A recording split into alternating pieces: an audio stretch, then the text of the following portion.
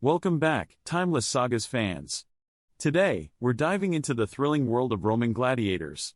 Ah, yes, those brave and brutal fighters who entertained the masses with their life or death struggles in the ancient Roman arenas. Before we get into the nitty-gritty, make sure you hit that subscribe button and ring the bell so you don't miss any of our historical sagas. Now, grab your shield and sword, and let's get into it. Picture this, you're in Rome, it's a warm and sunny day, around 100 AD. The Colosseum looms in front of you, filled to the brim with 50,000 roaring spectators. You can feel the anticipation in the air, and the excitement is almost palpable. The sound of a trumpet pierces the air, and the gates of the arena swing open. Out march the gladiators, their armor gleaming beneath the sun, and the crowd goes wild. Now, you might be wondering, how did one become a gladiator? Well, my friends, it wasn't a profession one simply walked into. Many gladiators were slaves or prisoners of war, forced into the arena to fight for their lives. Others, however, were free men who willingly chose the life of a gladiator, seeking fame, fortune, and glory. But don't let the glamour fool you, the life of a gladiator was anything but easy.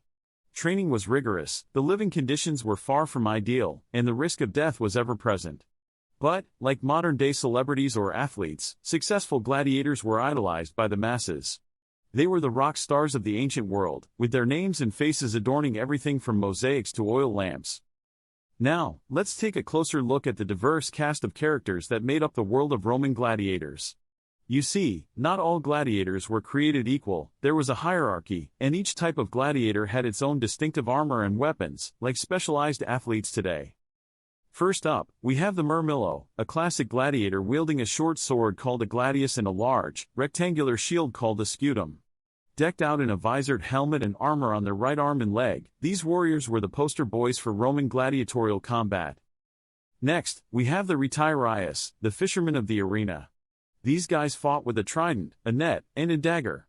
They were lightly armored, wearing only an arm guard and a shoulder guard. Their tactic was to ensnare their opponents with the net and then go in for the kill with their trident or dagger. Talk about a unique fighting style. Facing off against the Retiarius was often the secutor, a gladiator designed specifically to combat the net-wielding fishermen. The secutor wore a smooth, round helmet with minimal decoration, which made it difficult for the Retiarius to catch him in his net. Armed with a gladius and a small, rounded shield, the secutor would try to close the distance and make quick work of his elusive foe. Then, we have the Thrax, a gladiator armed with a curved sword called a sica, and a small, rectangular shield. Their armor included a helmet adorned with a griffin crest, and greaves to protect their shins. These fighters were often pitted against the heavily armored Murmillo, creating an exciting contrast in fighting styles for the audience.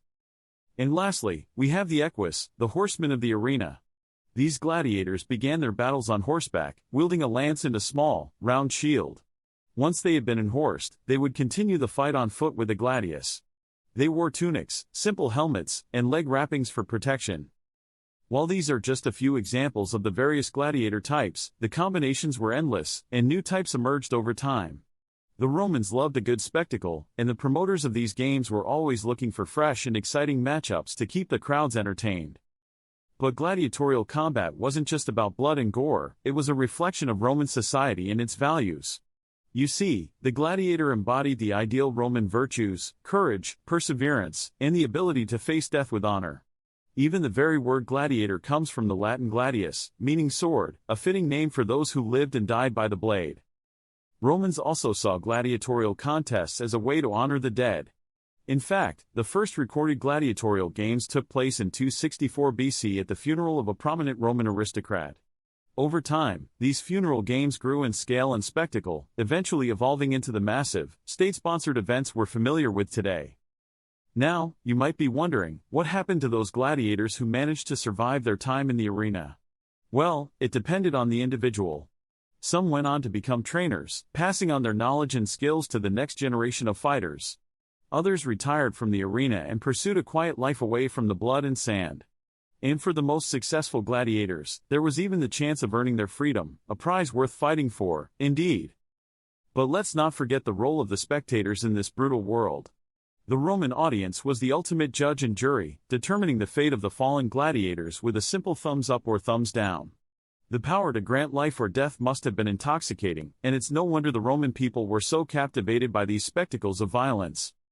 And so, as we leave the world of Roman gladiators behind, let's remember that while their lives were filled with danger, suffering, and often a brutal end, they were also a product of their time, a time when honor, courage, and the pursuit of glory were held above all else. That's it for today's episode of Timeless Sagas. I hope you enjoyed our journey into the past, and I'll see you next time for another exciting adventure into the world of history. Don't forget to like, comment, and subscribe, and until then, stay curious, my fellow time travelers.